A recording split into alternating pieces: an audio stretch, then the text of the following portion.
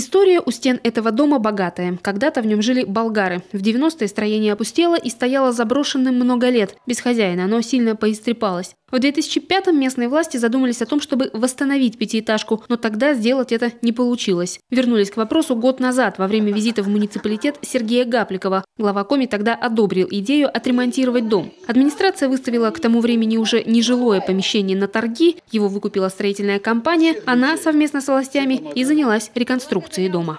Мы его создали проект, сделали глубокую экспертизу этого здания, получили полное одобрение.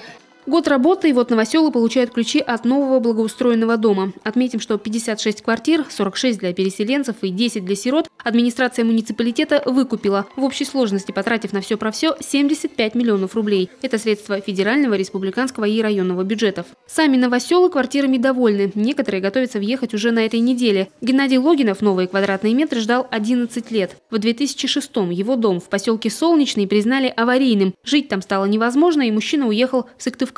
Но теперь, когда заветные ключи получены, в столице задерживаться не собирается. На данный момент пока еще буду в Сыктывкаре, а потом уже с женой переедем сюда. Дальше жить будем здесь. К слову, жилье новоселы получили под ключ. Инфраструктура вокруг дома тоже в порядке. Проложены тротуары, обустроены газоны, во дворе установлена детская площадка. В общем, есть все для комфортной жизни. В начале сентября ряды счастливых обладателей новых квадратных метров пополнятся. Ключи получат еще 3 семьи. Светлана Некрасова, Иван Селиванов, телеканал Юрган, Ударский район.